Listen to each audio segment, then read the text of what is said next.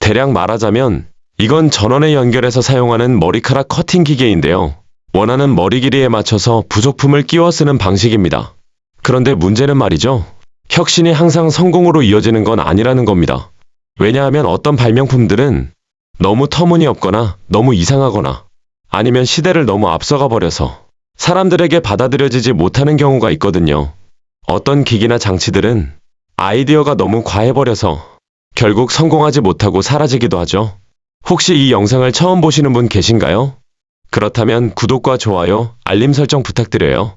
그래서 오늘은요. 끝내 세상에 제대로 자리 잡지 못한 말 그대로 미친 발명품 20가지를 소개해드리겠습니다. 22. 모노사이클. 모노사이클은 말 그대로 하나의 거대한 바퀴로 이루어진 탈 것입니다. 운전자가 안에 들어갈 수 있을 정도로 충분히 큰 바퀴 하나에 엔진이 달려 있어서 이 기묘한 기계를 앞으로 움직이게 하는 구조였죠. 이 물건들요. 솔직히 말해서 엄청나게 위험했습니다. 그런데 또 한편으로는 꽤 재미있어 보이기도 했죠. 이 기계들은 20세기 초반에 처음 등장했고 이후 1차 세계대전과 2차 세계대전 사이 시기에는 어느 정도 인기를 끌기도 했습니다. 그 시절 사람들은 미래의 기술에 대해 온갖 기상천외한 상상을 했고 그 결과 정말 이상하면서도 멋진 기술들이 여럿 등장하게 됩니다. 초기의 모노사이클 발명품들 역시 다양한 동력 조합으로 만들어졌어요. 내연기관 방식도 있었고 전기식도 있었고 심지어 페달로 움직이는 방식이나 복잡한 기어 장치를 사용한 것들도 있었습니다. 어떤 설계자들은 이 기계가 시속 약 150km 가까이 속도를 낼 수 있다고 주장하기도 했죠. 솔직히 말해서 이게 과연 어떤 방식의 제동 시스템을 가지고 있었는지는 잘 모르겠습니다만 한 가지 확실한 건 있습니다. 이 물건들은 극도로 안전하지 않은 탈 것으로 유명했다는 점이죠. 19위. 플라잉카. 하늘을 나는 자동차. 사람들이 자동차를 발명한 순간부터 언젠가 그 자동차가 하늘을 날게 될 것이라는 상상은 늘 따라다녔습니다. 플라잉카, 즉 하늘을 나는 자동차는 미래를 낙관적으로 바라보는 사람들에게 늘 상징 같은 존재였죠. 물론 공중에서 교통체계가 완전히 붕괴되면서 벌어질 아수라장을 생각하면 끔찍하긴 합니다만 그럼에도 불구하고 플라잉카는 언제나 미래 그 자체로 여겨졌습니다. 그리고 솔직히 말해서 여러분도 하나쯤은 갖고 싶지 않으신가요? 놀랍게도 실제로 이 플라잉카를 개발하고 있는 회사들이 있습니다. 에어버스, 보잉, 그리고 우버까지도 이 개념을 현실로 만들기 위한 프로토타입을 개발 중인 것으로 알려져 있습니다. 이게 영화 제호원소에 나올 법한 하늘을 나는 택시 같은 모습이 될지 아니면 1960년대 애니메이션 제슨 가족에 등장하는 거품 모양의 미래형 차량이 될지는 아직 아무도 모릅니다. 어찌됐든 간에 이건 분명히 흥미롭고 동시에 조금은 미친 발상임에는 틀림없죠. 그렇다면 이런 플라잉카는 대체 어떻게 작동할까요? 현재 개발되고 있고 시험 단계에 있는 플라잉카들은 사실상 전투기처럼 수직 이착륙이 가능한 구조를 가지고 있습니다. 지금 기준으로는 공중에서 이동할 수 있는 거리가 수십 킬로미터 정도에 불과합니다. 그럼에도 불구하고요. 결국 이건 분명히 하늘을 나는 자동차입니다. 18위. 비행선. 20세기 초반 사람들은 기술 혁신과 새로운 아이디어에 엄청난 기대를 걸고 있었습니다. 여행이라는 개념 자체도 점점 더 많은 사람들에게 가능해지던 시기였죠. 바로 그때 비행선이라는 개념이 대중의 상상력을 완전히 사로잡게 됩니다. 하지만 안타깝게도 이 이야기는 결국 끔찍한 방향으로 흘러가게 되죠. 비행선은 한때 미래의 교통수단으로 대대적인 홍보를 받았습니다. 이 거대한 구조물들은 마치 중력을 거스르는 것처럼 보였고 럭셔리와 속도의 상징처럼 여겨졌습니다. 사람들에게는 완전히 새로운 조망, 말 그대로 새의 시점에서 세상을 내려다볼 수 있는 경험을 제공했죠. 비행선의 개념 자체는 19세기까지 거슬러 올라갑니다. 1850년대에는 증기로 움직이는 비행선이 등장했고 1900년대 초반에 들어서면서 알루미늄이나 강철 프레임을 사용한 경식 비행선들이 본격적으로 하늘을 날기 시작합니다. 이 분야에서 선두를 달렸던 건 독일의 체펠린 회사였습니다. LZ-12 그라프 체펠린이나 힌덴부르크 같은 비행선은 당시 최고급 교통수단으로 엄청난 인기를 끌었습니다. 힌덴부르크에는 식당과 흡연실, 심지어 그랜드 피아노까지 갖춰져 있었고 그 인기는 어찌 보면 당연한 일이었습니다. 비행선은 비행기와 달리 실내 공간이 넓고 여유로웠기 때문에 부유층이 장거리 여행을 우아하게 즐길 수 있는 수단이었거든요. 또한 철도에 비해 필요한 기반 시설이 훨씬 적었고 다른 교통수단으로는 접근하기 어려운 외딴 지역까지도 도달할 수 있었습니다. 비행선은 군사적 용도로도 사용되었고 제1차 세계대전 동안 실제로 투입되기도 했습니다. 전쟁이 끝난 뒤에는 우편 배송을 빠르게 처리하거나 고급 여행 서비스를 제공하는 데에도 활용됐죠. 하지만 이런 모든 것에는 언제나 끝이 찾아오기 마련입니다. 비행선의 인기가 꺼지는 순간은 아주 극적이면서도 비극적인 방식으로 찾아왔습니다. 비행선은 부력을 얻기 위해 수소가스를 사용했습니다. 문제는 이 가스가 조금 위험한 정도가 아니라 극도로 인화성이 강했다는 점이었죠. 이 사실은 1937년 힌덴부르크 참사로 인해 전 세계에 아주 분명하게 드러나게 됩니다. 이 사고로 인해 길이 약 240m에 달하던 비행선이 미국 뉴저지주 레이크허스트에서 불길에 휩싸여 완전히 파괴됐습니다. 이 장면은 라디오로 생중계됐고 뉴스 영상으로도 기록되면서 사람들에게 엄청난 충격을 안겼죠. 17위 우주 엘리베이터. 우주 엘리베이터라는 개념은 마치 공상과학 영화에서 튀어나온 것처럼 느껴지는데요. 이 아이디어는 1960년에 러시아 엔지니어 유리 아르차토프에 의해 처음 대중화되었습니다. 그리고 이 개념을 사람들의 머릿속에 확실하게 각인시킨 인물이 있었죠. 바로 작가 아서 클라크입니다. 그는 1979년에 발표한 소설 낙원의 분수를 통해 우주 엘리베이터를 대중의 상상 속에 깊이 새겨 넣었습니다. 이 개념은 이론적으로 설명하면 의외로 단순해 보이지만 실제로 생각해보면 야심 차원에서 완전히 미친 발상에 가깝습니다. 아이디어는 이렇습니다. 지구의 적도에 케이블 하나를 고정하고 그 케이블을 3.5번 지구 정지궤도까지 쭉 늘어뜨리는 겁니다. 지구 정지궤도에 도달하면 그 지점에서 케이블은 지구 위 한 지점에 고정된 채 항상 같은 위치를 유지하게 됩니다. 그리고 균형추와 원심력을 이용해서 전체 구조물을 팽팽하게 유지하는 거죠. 이렇게 되면 엘리베이터 같은 차량이 이 케이블을 따라 위아래로 이동할 수 있게 됩니다. 듣기만 해도 말이 안 된다고 느껴지시죠? 그게 정상입니다. 이 아이디어는 분명히 굉장히 황당하게 들리지만 그렇다고 해서 사람들이 이 꿈을 포기한 건 아닙니다. 오히려 지금도 이 개념이 실제로 가능하다고 믿는 사람들이 꽤 많습니다. 16위 토마톤. 토마톤은요, 솔직히 말해서 전혀 말이 안 되는 정말 황당한 기기입니다. 왜 이게 대중화되지 못했는지 전혀 의문이 들지 않을 정도죠. 이 발명품은 이동 중인 사용자를 위해 토마토를 먹여주는 착용형 로봇입니다. 네, 맞습니다. 사람이 움직이는 동안 토마토를 직접 먹여주는 로봇이에요. 아마 다들 살면서 한 번쯤은 이런 생각 해보셨을 겁니다. 아, 지금 내가 산책 중인데 누가 옆에서 토마토 좀 먹여주면 좋겠다 라고 말이죠. 네, 저도 압니다. 우리 모두가 늘 꿈꿔오던 바로 그 발명품이죠. 이 말도 안 되는 장치는 재미있게도 일본의 한 주스 회사에서 개발됐습니다. 토마토는 2015년 도쿄 마라톤에서 처음 공개됐는데요. 등장부터가 이미 강렬했습니다. 이 로봇은 웃고 있는 만화 캐릭터 같은 모습이었고 마라톤 참가자의 어깨 위에 올라가 자리를 잡고 있었습니다. 그리고 로봇에는 기계식 팔이 달려 있었죠. 사용자가 레버를 누르면 로봇이 등 뒤에 있는 작은 용기에서 잘 익은 토마토 하나를 집어들고 그걸 그대로 사용자의 입 안으로 전달해줍니다. 네, 마라톤을 뛰는 도중에 정말 꼭 필요한 기능이죠. 물론 이 장치는 어깨 위에 추가 무게를 얹어주는 보너스 기능도 함께 제공했습니다. 이런 조합을 착용한 사람이 다른 마라톤 참가자들의 부러움을 한 몸에 받았을 거라고는 솔직히 상상하기 어렵습니다만 아무튼 그랬겠죠. 결론적으로 말하면 이 모든 건 정말 우스꽝스럽고 완전히 쓸모없는 발명품이었습니다. 15위 라디오 모자. 제가 개인적으로 정말 참기 힘든 상황이 하나 있는데요. 공공장소에서 누군가가 휴대폰으로 소리를 크게 틀어놓고 주변을 전혀 신경 쓰지 않을 때입니다. 그런데 또 한편으로는요. 어릴 때를 떠올려보면 조금 더 자유롭게 음악을 듣고 싶다는 생각을 했던 것도 사실입니다. 그때 이런 물건이 있었다면 어땠을까요? 바로 라디오 모자입니다. 라디오 모자는 말 그대로 모자 안에 라디오가 내장된 제품이었고 반경 약 32km 이내에 있는 라디오 방송을 수신할 수 있었습니다. 이 제품은 당시 기준으로 보면 꽤 저렴한 7달러 95센트에 판매됐습니다. 맨프롬마스 라디오 모자는 1949년에 처음 출시됐고 성공적인 광고 캠페인 덕분에 미국 전역의 매장에서 판매되기 시작합니다. 쉽게 말하면 이건 오늘날의 아이팟이나 블루투스 스피커를 켜놓은 스마트폰과 비슷한 개념이었죠. 다만 한 가지 차이점이 있다면 조금 덜 세련됐고 조금 많이 눈에 띄었으며 솔직히 말해서 상당히 민폐였다는 점입니다. 14위. IBM 사이먼.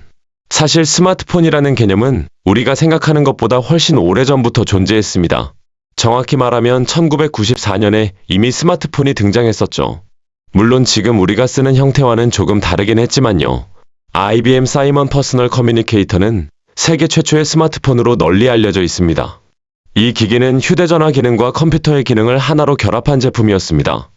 아이폰이나 안드로이드 스마트폰이 시장을 장악하기 훨씬 이전에 사이먼은 이미 미래의 통신 기술이 어떤 모습일지를 미리 보여주고 있었던 셈이죠. 이 기기는 휴대전화 기능에 더해 개인정보 단말기, 즉 PDA의 기능도 함께 제공했습니다. 전자우편, 일정관리, 주소록, 메모장 같은 기능이 들어있었고 당시로서는 상당히 파격적이었습니다. 특히 이 기기는 터치스크린을 탑재하고 있었는데요. 이건 당시 기준으로 보면 정말 시대를 앞서간 기술이었습니다. 사용자들은 스타일러스를 사용하거나 심지어 손가락으로도 메뉴를 조작할 수 있었습니다. 전자우편을 확인하고 팩스를 보내거나 받을 수도 있었고 물론 전화통화도 가능했습니다. 하지만 그 시절에는 휴대전화 자체가 아직 대중화되지 않은 상태였죠. 당시 휴대전화를 쓰는 사람들은 주로 특정 직군의 사업가들이나 기술에 관심 많은 부유층에 한정돼 있었습니다. 그래서 사이먼은 너무 새로웠고 너무 틈새 시장을 겨냥한 제품이었기 때문에 대중의 큰 관심을 끌지 못했습니다.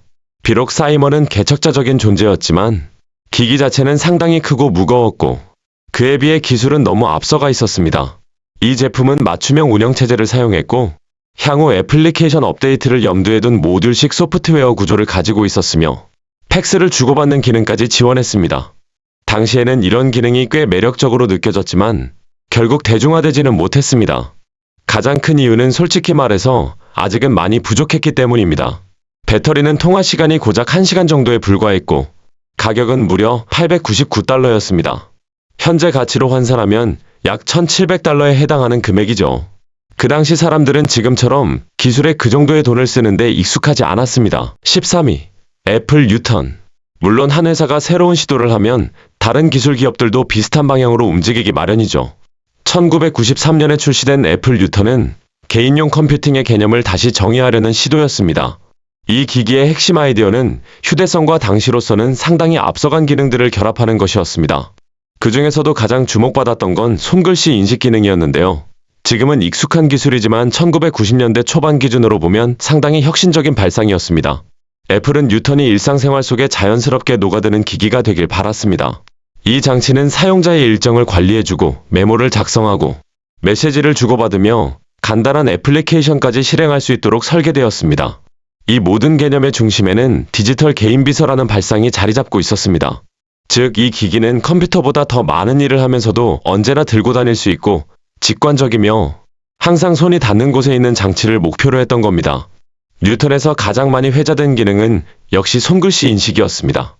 사용자는 스타일러스를 이용해 화면에 직접 글씨를 쓸 수 있었고 기기는 이 낙서를 디지털 텍스트로 변환해 주었습니다. 기본적으로 달력, 주소록, 할 일 목록, 메모장 기능이 포함되어 있었고 초기 모델은 적외선 통신을 지원했습니다. 또 케이블을 이용해 컴퓨터와 연결할 수도 있었죠. 이후 모델에서는 전자우편과 인터넷 연결 기능까지 추가되기도 했습니다. 하지만 이런 신기한 기능들에도 불구하고 사람들이 밤을 새워 줄을 서며 이 제품을 사려고 하지는 않았습니다. 12위. 구글 글래스. 2012년 구글은 구글 글래스라는 새로운 기기를 공개했습니다. 이 제품은 완전히 새로운 형태의 증강현실과 착용형 컴퓨팅 시대를 열겠다고 약속했죠. 말 그대로 우리가 늘 원해왔다고 생각했던 바로 그 미래였습니다. 하지만 현실은요, 꼭 그렇지만은 않았습니다. 구글 글래스는 디지털 정보를 현실 세계 위에 겹쳐서 보여주는 착용형 기기였습니다. 안경처럼 착용하는 구조였고 사용자의 오른쪽 눈 위에 작은 반투명 디스플레이가 달려 있었습니다. 이 기기는 음성 명령과 안경 측면을 터치하는 방식으로 조작할 수 있었습니다. 처음 등장했을 당시에는 마치 공상과학 영화가 현실이 된 것처럼 느껴졌죠. 실제로 일부 산업 현장에서는 이 기술을 적극적으로 시험해 보기도 했습니다. 의료 분야에서는 수술 보조 용도로 활용됐고 엔지니어들은 복잡한 작업 환경에서 손을 쓰지 않고 지침을 확인하는 데 사용했습니다. 하지만 곧 문제가 하나둘씩 드러나기 시작합니다. 가장 큰 문제는 사생활 침해에 대한 우려였습니다. 구글 글래스를 착용한 사람은 언제든지 주변 사람들을 촬영할 수 있었고 상대방은 그 사실조차 알기 어려웠습니다. 이런 점은 많은 사람들에게 강한 거부감을 불러일으켰습니다. 가격 역시 문제였습니다. 기술 자체가 일반 소비자들이 쉽게 접근할 수 있는 수준이 아니었고, 실제로 할 수 있는 일도 생각보다 제한적이었습니다. 결국 이 제품은 실질적인 도구라기보다는 그저 신기한 가젯에 가까웠습니다. 배터리 수명도 짧았고, 이 안경을 쓰고 있으면 착용자 본인도 불편했고, 주변 사람들 역시 불편함을 느꼈습니다. 누군가가 구글 글래스를 쓰고 있으면 괜히 감시당하는 느낌이 들었고, 그로 인해 사회적 분위기 자체가 굉장히 어색해졌죠. 결국 2015년을 기점으로 일반 소비자용 구글 글래스는 생산이 중단됩니다.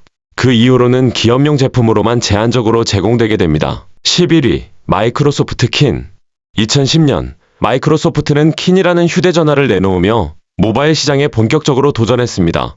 이 기기는 사람들이 이동 중에도 소셜미디어와 소통하는 방식을 완전히 바꾸겠다는 목표를 가지고 있었습니다. 특히 젊은 층을 겨냥해 페이스북, 트위터 같은 소셜 플랫폼과의 강력한 연동을 내세웠죠. 하지만 현실은 냉정했습니다. 출시된 지 불과 몇 달 만에 마이크로소프트는 이 제품을 조용히 철수시킵니다. 이는 기술 역사상 가장 큰 실패 중 하나로 자주 언급되곤 합니다. 마이크로소프트는 킨을 통해 기본 휴대전화와 스마트폰 사이의 틈새 시장을 공략하려 했습니다. 이 제품의 타깃은 고성능보다는 단순함을 선호하는 소셜미디어 중심 사용자들이었습니다. 그래서 킨은 생산성 앱보다는 사진, 메시지, 소셜 기능에 초점을 맞춘 기기로 설계됐습니다. 아이폰과 안드로이드가 이미 시장을 장악하고 있던 상황에서 차별화를 시도한 셈이었죠. 문제는 이 전략이 완전히 실패했다는 점입니다. 이 휴대전화는 모든 기능을 다 갖춘 스마트폰과 비슷한 가격이었지만 할 수 있는 일은 소셜미디어 관련 기능이 거의 전부였습니다. 내비게이션 기능도 없었고 일정 관리도 불가능했으며 서드파티 앱을 설치할 수도 없었습니다. 심지어 앱스토어 자체가 존재하지 않았죠. 결과는 뻔했습니다. 판매량은 사실상 참담한 수준이었고 팔린 대수는 1만 대도 되지 않았습니다. 출시된 지 불과 48일 만에 마이크로소프트는 킨의 생산을 중단합니다. 아마도 사람들이 더 이상 웃지 않길 바라는 마음이었겠죠. 12. 플로비. 플로비는 진공청소기에 부착해서 머리를 자를 수 있도록 만든 특이한 발명품입니다. 이제 말씀드리면 조금 황당하게 들릴 수도 있는데요. 이건 실제로 존재했고 실제로 판매된 제품입니다. 이 제품은 1986년 미국 캘리포니아에서 개발되고 특허를 받았고 1988년부터 본격적으로 판매되기 시작합니다. 주로 늦은 밤에 나오는 TV 홈쇼핑 광고를 통해 홍보됐는데요. 아마도 피곤한 대학생들이나 집에서 간편하게 머리를 자르고 싶어하는 사람들의 시선을 끌었을 겁니다. 광고에서는 이 장치가 층을 살린 정교한 헤어스타일까지 수백 가지 컷을 정확하게 해낼 수 있다고 자랑했습니다. 진공청소기 부착물 치고는 상당히 큰 약속이었죠. 놀랍게도 이 흡입 방식 덕분에 플로비는 우주에서도 사용됐습니다. 무중력 상태에서는 머리카락이 여기저기 떠다니기 때문에 청소 기능이 굉장히 중요한데요. 그래서 우주 비행사들이 이 장치를 이용해 머리를 자르기도 했습니다. 이게 농담처럼 들릴 수 있지만 사실입니다. 게다가 플로비는 개 전용 미용을 위한 특별한 부속품도 갖추고 있었습니다. 이 발명품이 아무리 이상해 보여도 판매 성적만큼은 결코 실패라고 할 수 없었습니다. 플로비는 총 200만 대 이상 판매됐고 이상한 발명품 중에서는 드물게 상업적으로 성공한 사례가 됐습니다. 9위. 포터블 컴퓨터, 운반용 컴퓨터. 오늘날 우리가 사용하는 가볍고 얇은 노트북이 나오기 전에는 운반용 컴퓨터라고 불리는 물건들이 존재했습니다. 이름만 들어도 이게 얼마나 애매한 물건이었는지 대충 감이 오실 겁니다. 이 컴퓨터들은 1980년대 초반에 등장했고 데스크톱 컴퓨터의 성능을 밖에서도 사용할 수 있도록 하겠다는 목표로 만들어졌습니다. 하지만 현실은요, 굉장히 크고 무거웠고 기능도 제한적이었으며 지금 기준으로 보면 상당히 불편한 기계들이었습니다. 그래도 당시로서는 나름 의미 있는 시도였죠. 적어도 이제는 원하는 장소 어디에서든 스페이스 인베이더 같은 게임을 할 수 있었으니까요. 이 운반용 컴퓨터들은 대개 키보드가 내장돼 있었고 작은 CRT 모니터를 사용했으며 손잡이가 달려 있었습니다. 다만 이걸 휴대용이라고 부르기에는 조금 무리가 있었습니다. 비행기 좌석 아래에는 겨우 들어갈 정도였지만 실제로 들고 이동하려면 상당한 힘이 필요했거든요. 아직은 모두에게 꼭 필요한 물건은 아니었지만 이런 시도들이 있었기에 지금의 노트북 컴퓨터가 탄생할 수 있었습니다. 이 기술은 결과적으로 오늘날 우리가 사용하는 가볍고 강력한 노트북의 기초를 마련해준 셈이죠. 8위. 아기 우리 베이비 케이지. 이미 아이를 키워보신 분들 중에는 말 안 듣는 아이를 보며 농담삼아 이런 걸 만들고 싶다고 생각해 본 적도 있으실지 모르겠습니다. 하지만 이건 농담도 아니었고 절대 좋은 생각도 아니었습니다. 실제로 존재했던 아기 우리, 즉 베이비 케이지는 금속 철망으로 만들어진 침대 형태의 구조물로 아파트 창문 바깥에 매달아 사용하는 방식이었습니다. 목적은 나름 그럴듯했습니다. 아이에게 햇빛을 쬐게 해 비타민 D를 공급하고 신선한 공기를 마시게 하면서 도시 환경에서도 야외 활동 효과를 주겠다는 발상이었죠. 이 발명품은 혼잡한 도시에 사는 아이들에게도 자연을 경험하게 해주고 싶었던 한 어머니에 의해 고안됐습니다. 하지만 아무리 의도가 좋았다고 해도 문제는 너무 많았습니다. 이 구조물은 비, 바람, 강한 햇빛 같은 자연 환경으로부터 아이를 제대로 보호해주지 못했습니다. 부모가 잠시라도 자리를 비우거나 선크림을 바르지 않았다면 상황은 더 위험해질 수 있었죠. 게다가 새들이나 맹금류 같은 동물들이 쉽게 접근할 수 있다는 점도 치명적인 문제였습니다.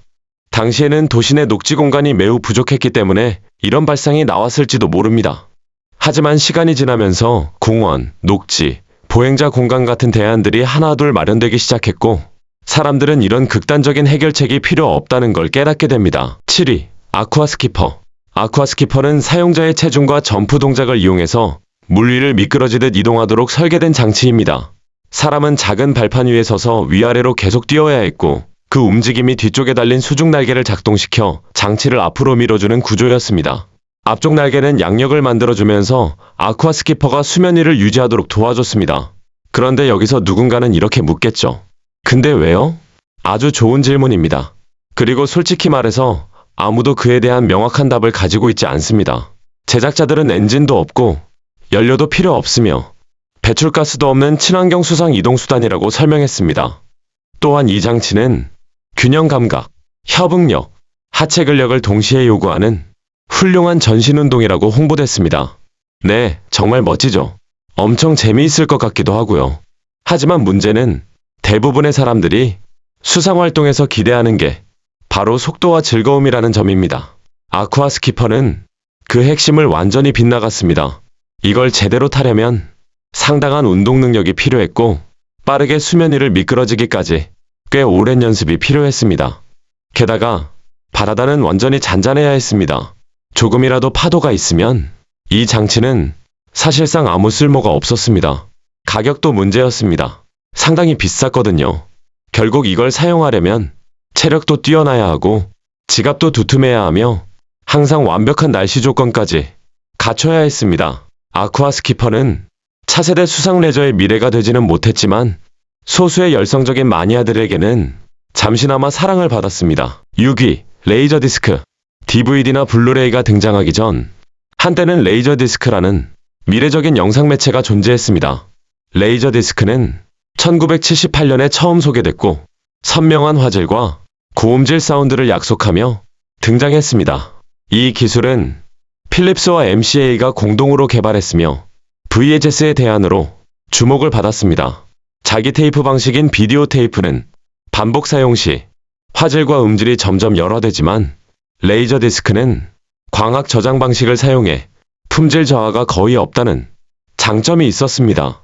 뿐만 아니라 레이저 디스크는 당시로서는 굉장히 혁신적인 기능들도 함께 제공했습니다. 장면 선택 기능이나 비하인드 영상 같은 부가 콘텐츠를 볼 수 있었던 거죠. 하지만 문제는 가격이었습니다. 1980년대 기준으로 가장 저렴한 플레이어조차 $1000에 달했고 디스크 한 장 가격도 $30에서 $50 사이였습니다. 게다가 디스크 크기도 상당히 컸습니다. 이 매체는 일본에서는 꽤 인기를 끌었고 미국에서는 영화 애호가들 사이에서 일정 부분 주목을 받았습니다. 하지만 일반 소비자들에게는 너무 비싸고 너무 불편한 존재였습니다. 5위. 세그웨이 휴먼 트랜스포터. 2001년 세그웨이는 개인 이동수단의 미래로 소개되었습니다. 당시에는 이 작은 자기균형 이동장치가 도시의 모습을 완전히 바꾸고 사람들의 이동 방식을 혁신하며 심지어 걷는 행위 자체를 쓸모없게 만들 거라는 말까지 나왔습니다. 하지만 지금을 돌아보면 우리는 모두 세그웨이를 타고 다니고 있지는 않죠. 그렇다면 무슨 일이 있었던 걸까요? 세그웨이는 분명히 큰 가능성을 가진 기술이었지만 결국 기대만큼의 성과를 내지는 못했습니다. 도시를 바꿀 거라던 이 이동수단은 결국 특정 환경에서만 사용되는 틈새 제품으로 남게 됩니다. 한때 예측됐던 것처럼 어디서나 볼 수 있는 보편적인 교통수단이 되지는 못했죠. 사실 따지고 보면 그리 놀라운 일도 아닙니다. 세그웨이는 가격이 매우 비쌌고 대부분의 사람들은 쉽게 구매할 수 없었습니다. 또 이동 거리도 짧은 편이었고 좁은 공간에서는 제대로 움직이기 어려웠습니다. 아이러니하게도 바로 그런 도심 환경이 세그웨이가 활약하길 기대했던 무대였는데 말이죠. 게다가 많은 도시에서는 안전 문제를 이유로 세그웨이의 사용을 제한했습니다.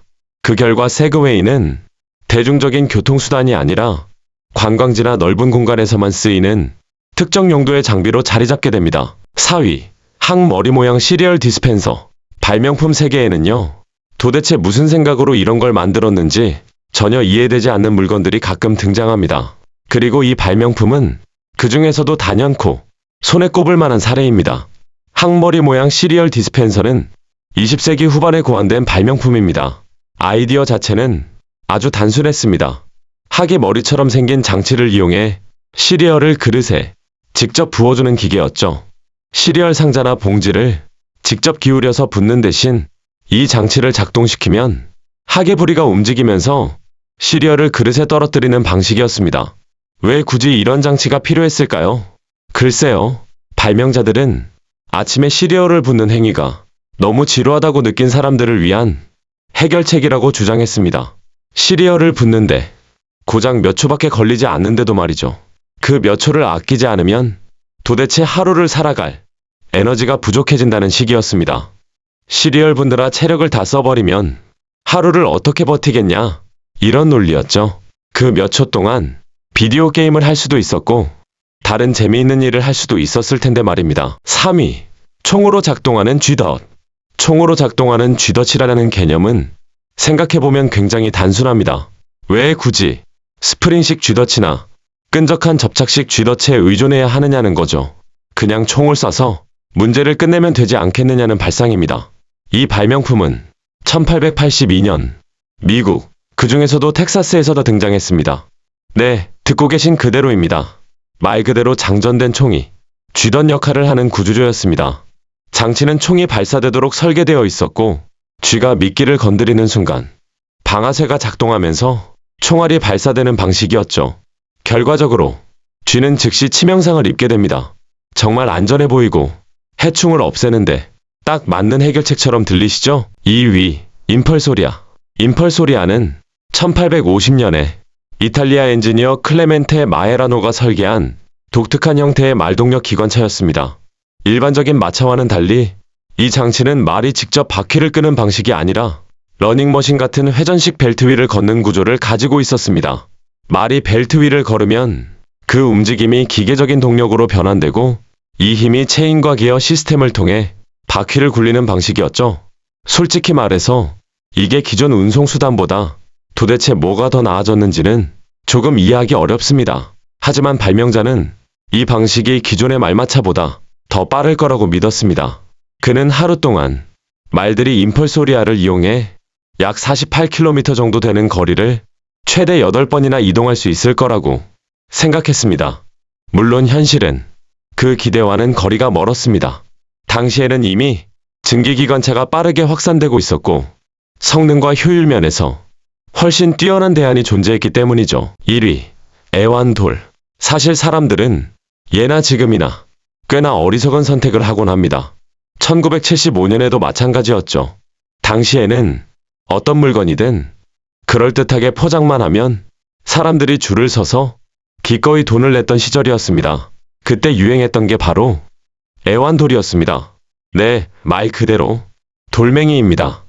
이른바 수집용 장난감이라는 이 제품은 실제로는 그냥 돌 하나였고 커다란 눈알 장식이 붙어 있었으며 운반용 상자와 무려 32쪽짜리 사용 설명서까지 함께 들어 있었습니다.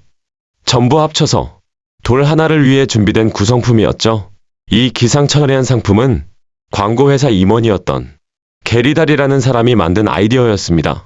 아마도 사람들에게 돌을 팔 수 있겠냐라는 농담 섞인 도전에서 시작됐을지도 모릅니다. 그런데 놀랍게도 그는 정말로 사람들에게 돌을 팔아넘기는데 성공했습니다. 이 황당한 유행은 약 6개월 정도 지속됐고 그 기간 동안 100만 개가 넘는 애완돌이 개당 4달러에 판매됐습니다. 그 결과 게리달은 순식간에 백만장자가 됩니다.